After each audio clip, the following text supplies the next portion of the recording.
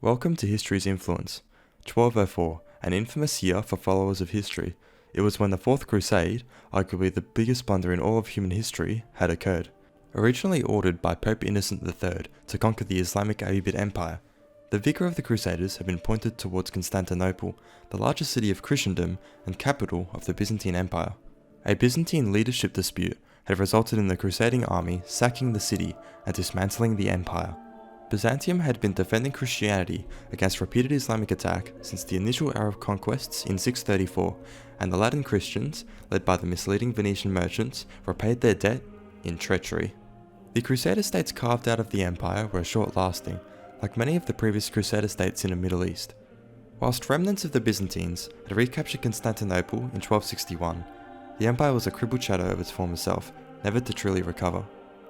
The city of the world's desire was finally conquered by the Ottomans in 1453, marking the end of Roman civilization and the beginning of a new superpower in the Eastern Mediterranean.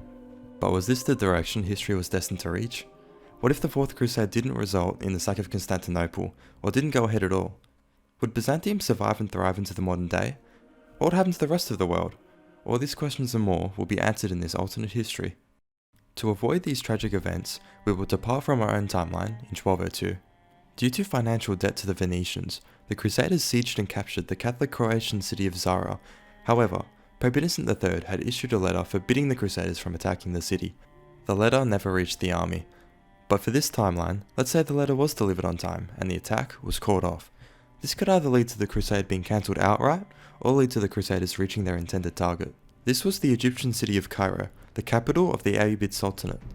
But would Cairo be captured, and the Holy Land brought under Christian rule? This is not at all a guarantee. The army present at Zara was 20,000 strong, and even if it were supported by the other Crusader armies present elsewhere, the Sultanate could have brought a force with at least comparable size, not to mention the support it could have received by its Muslim brethren. Also, the Sultanate was not in a crisis of leadership. The zealous Christians would have been quickly addressed. We will therefore assume the crusade fails, or the gains made in the crusade would have been recaptured by the Muslims in quick succession, as per what happened in the previous crusades. Another safe assumption to make would be that an equivalent sack of Constantinople wouldn't happen in this timeline, due to the incredibly unique circumstances of the sack being difficult to recreate. Now, what would happen to the cruel Venetians? The Venetians had a pre-existing distaste towards the Byzantines. The massacre of the Latins in Constantinople was a prime example of this. We would expect to see a continuation of bitter relations between the two powers. However, neither would cripple each other to the brink of destruction.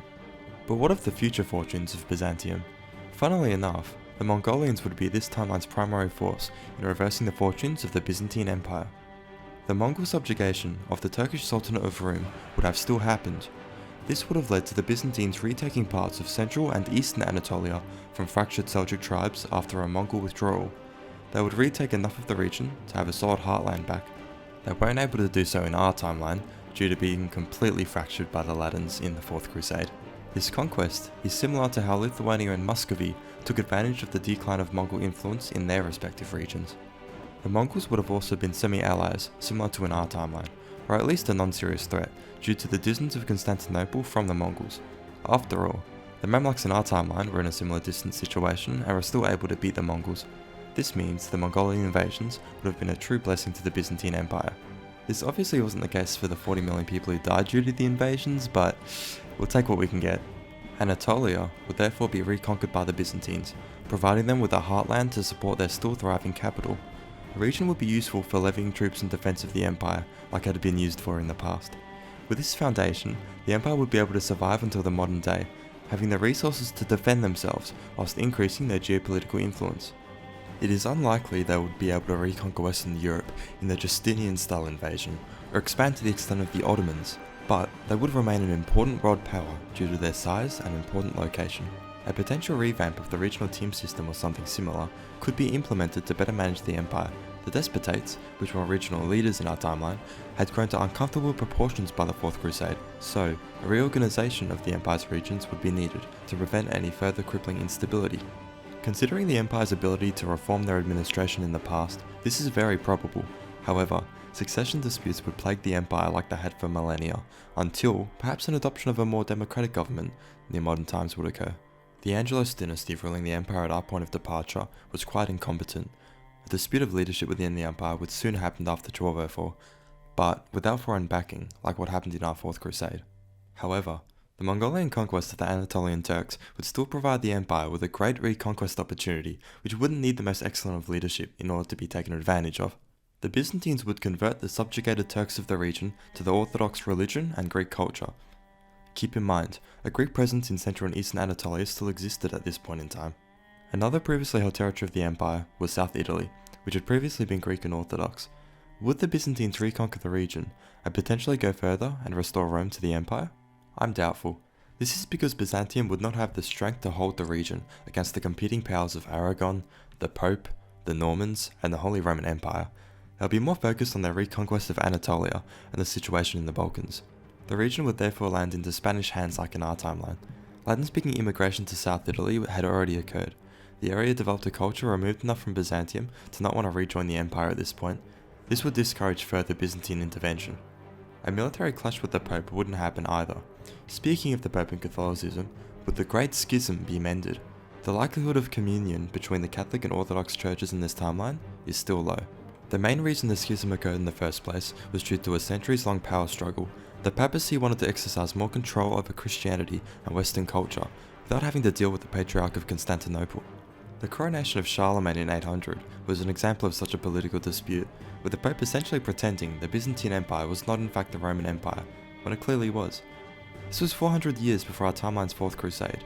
Differences in both churches were present even before the Great Schism of 1054. I do not believe communion would have occurred. However, relations between the Latin West and Greek East would be less tense for the rest of the Middle Ages. Now let's shift our attention to the Balkans. What would happen to the Bulgarians? At times Byzantium's greatest foe or loyal defender. Part of the Bulgarian nobility had split off from the Byzantine Empire before the sack of Constantinople. However, Byzantium would later reconquer and reintegrate them due to their regained strength in Anatolia. They would maintain a new border at the Danube due to its easily defensible geography. They would heavily assimilate the Bulgarians into Greek culture after this conquest. This is due to the nobility's rebellious actions in the first place. They would not want such a disloyal demographic to exist within the empire and continue rebelling and attacking so close to the walls of Constantinople. Also, the Bulgarian identity was not as solidified in the 13th century as it is in our modern day, due to no Ottoman occupation period. Considering their prior adoption of Orthodox Christianity, further assimilation would definitely be possible. Other southern Slavs, such as the Serbs and Croats, would instead retain their own cultures, having their lands unfortunately act as a battleground between the Byzantines, Venetians, and Hungarians. Hungary? Wouldn't Austria be involved in the Balkans, I hear you ask? The Austrian rivalry with the Ottomans had occurred due to the Ottoman conquest of Hungary. It is unlikely the Byzantines would have been able to conquer Hungary in this timeline. They would simply not have been as large or enthusiastic for conquest as the Ottomans were. Instead, Hungary would act as a contender over control of the Balkans. Speaking of the Ottomans, however, let's discuss the biggest change this path of alternate history would take. There would be no Ottoman Empire. The Byzantine solidification of Anatolia would prevent the strong Turkish power in Anatolia from rising. This means a large Turkish empire like the Ottomans would have not had the ability to form. This would mean no Muslim occupation of Eastern Europe, causing regions such as Albania and Bosnia-Herzegovina not to adopt Islam. However, another large Muslim power taking over Egypt and the Levant and claiming a caliphate is likely, as the region has seen the creation of several large states of such a nature in the past. Expect this empire to be a staunch enemy of the Byzantines. The collapse of the Ottoman Empire was also an important event by itself. Without such a collapse, there would be no Young Turks movement, and therefore no Armenian genocide. Prepare for the comments about this one. I highly doubt the Byzantines would orchestrate the purposeful killing of 1 million Armenians and hundreds of thousands of Assyrians. The Byzantines had gotten along with the Armenians throughout history. In fact, some Byzantine emperors were Armenian themselves. This would mean a larger Christian population in the Middle East today. A serious threat to the Byzantines after their reconquest of Anatolia would be Tamerlane, as he was to the Ottomans, though I don't think he would be an existential threat. Like the Ottomans, he could have reverted some of their gains made in Anatolia, but he wouldn't collapse the empire. This means the Byzantines would be able to retake the region later. It could be argued a majority Christian Anatolia would lead to harsher atrocities on the part of Tamerlane. However, despite his pro-Islamic sentiment, he wasn't particularly caring to Muslims either. Another threat from the east would be Persia. They would reform their empire and play a role as a rival of Byzantium. Consequently, we would expect to see a three-way power struggle in the Middle East, with the Byzantines, a potential caliphate, and Persians. I don't believe they would have made significant conquests against each other. The Byzantines wouldn't have had the resources and Islamic backing the Ottomans had in their rapid conquest of Egypt and the Levant. The Caliphate would be in a similar geopolitical situation as the Mamluks in our timeline, who are stagnant in their levels of influence and power for most of their existence. The Persians would have trouble conquering the Byzantines, like in the Roman-Persian wars of the past, and I'm doubtful an Achaemenid-style conquest of the Caliphate would be possible either. The Safavid dynasty or an equivalent would likely rise to power in Iran, but may not choose to adopt and relentlessly proselytize Shia Islam. This is due to the Sunni Ottomans not being a major enemy to distinguish themselves from. However, this was not the only driving factor in the dynasty choosing the Twelver branch. Russia would have had a history similar to in our timeline, but they would not have had their arch nemesis the Ottomans, or the long-term ambition of reconquering Constantinople for Christianity. Russia would also not declare itself as the Third Rome, instead being a long-term ally with the Byzantines, which is important to mention is in fact the Roman Empire. This long-term political alliance would benefit both countries in future large-scale wars. However, a dispute regarding the pre-existing Byzantine settlement in Crimea would lead to war. Due to the Russian naval disadvantage in the Black Sea, Byzantium would assert total control over the peninsula. The surrounding lands would be conquered and colonized by the Russians, however. Now to focus on the big picture of history in this timeline, and how Byzantium would exist within it. A great question to ask would be if the European technological acceleration would have still occurred in this timeline. Let's begin with colonialism. A big reason colonialism began was the fall of Constantinople to the Turks, who cut the Europeans off from Eastern trade. Whilst this is true, colonialism had in fact begun beforehand. For example, the Azorian Islands were colonized by Portugal in the early 1400s. Colonialism would therefore follow similar patterns as it did in our timeline, and the Byzantines, due to their location, would miss out on its direct benefits.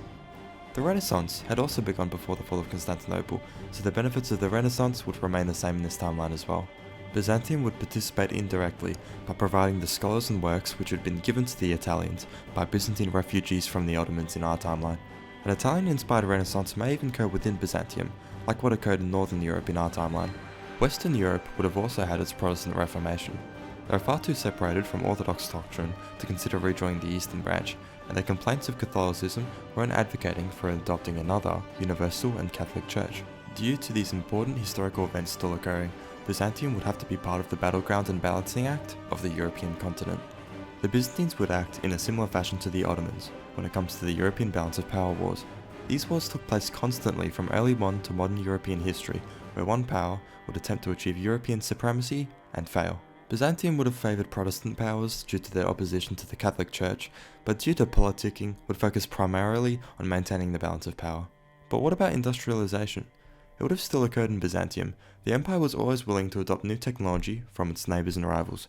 However, due to a lack of coal or a colonial economy, they wouldn't reap its benefits first, likely being an adopter of industrialisation later along the lines of our timeline's Germany or Italy.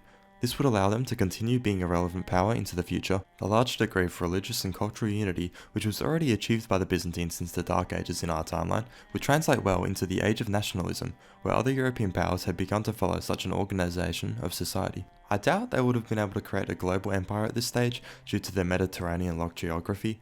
However, perhaps the colonization of Egypt and the Levant could still happen at this point in the timeline if other more powerful European powers were to let that occur. Expect these gains to be removed in a later stage of decolonization, like Europe's African colonies in our timeline. I'm unsure how this timeline's version of the World Wars would occur, but I expect management of the situation similar to what Turkey did in World War II, with both nations having a similar geopolitical situation. Don't expect Byzantium to be split between other European powers, and don't expect Russia to accept that outcome if that somehow occurred. Byzantium wouldn't be harmed too much by the wars as a result, so the country wouldn't be dying for a revolution. I don't believe this timeline's forms of fascism or communism would find a long-term home within the country. How would Byzantium get by in the modern world? The Byzantines in the modern world would hold considerable influence. Like modern-day Turkey, it would hold dominance in the Black Sea, control the important choke point of the Bosphorus, and have a loyal population to boot. Holding both the ancient Roman and Greek legacy would allow the Byzantines to be held in a high position of prestige, and the large tourism sector would definitely exist. Without the sack of Constantinople, many previous pieces of art would still remain, boosting such tourism. Whilst Byzantium would not be a superpower similar to the US or China in our timeline, their dominance in the eastern Mediterranean would be apparent. Essentially, imagine Turkey on steroids, and potentially part of the European Union. I'll leave the timeline there. Late Roman civilization was something to behold, a testament to the endurance human civilization is truly capable of. I do believe that it could have survived to the modern day if events were to have unfolded differently. But you know what? Let's just be glad that the empire even managed to last so long. Roman civilization had managed to endure for over 2 millennia, and its impact on European civilization was crucial in creating the modern society we all live in today. This has been History's Influence. Thanks for watching. Be sure to like, comment, subscribe, and hit the notification bell. Feel free to check out other videos I'll be coming out with every week. Not gonna lie, I had a lot of fun with this video.